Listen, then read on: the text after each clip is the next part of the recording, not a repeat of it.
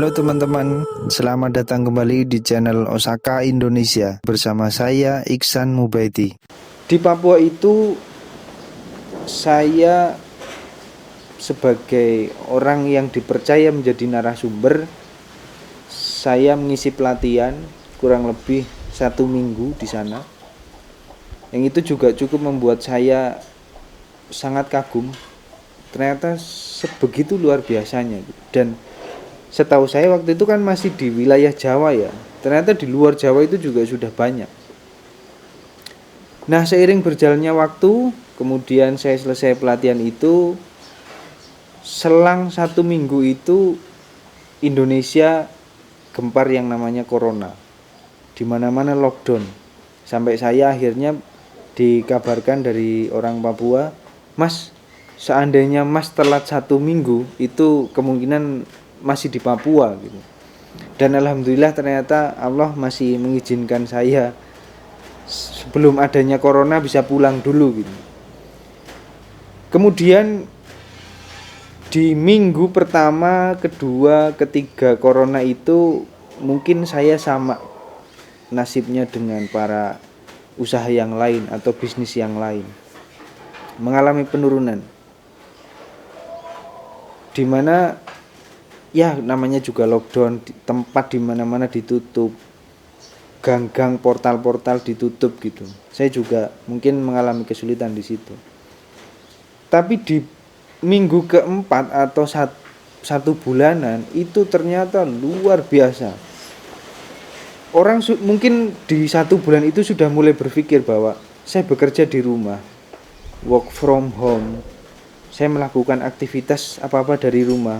Ternyata di situ pecinta tanaman luar biasa membludak. Kan di tahun itu sempat viral kan tanaman-tanaman kayak janda bolong, termasuk anggrek, termasuk tanaman-tanaman yang lain lah.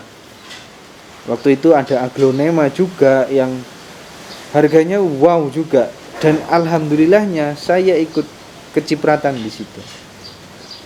Bisnis Osaka, bisnis kerajinan sabut kelapa ini menjadi semakin luar biasa.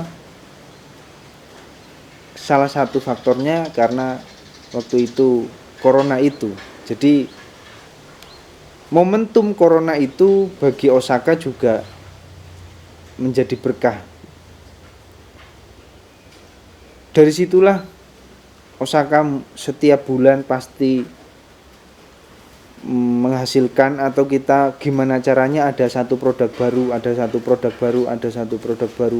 sampai hari ini kalau dihitung itu produknya Osaka kurang lebih sekitar 200-an jenis. Bisa dibayangkan ya, dari bahan sabut kelapa itu bisa kita bikin 200-an jenis produk. Jadi bagi teman-teman ini hanya sekedar sharing aja. Kita mungkin hal sepele ketika kita menganggap bahwa sabut kelapa itu paling bisa dibikin apa sih, sapu, paling keset gitu. Tapi ternyata kita bisa mengolah itu menjadi barang-barang yang lain, menjadi barang-barang yang mempunyai value yang tinggi, mempunyai nilai yang lebih gitu, ketimbang hanya sebagai limbah.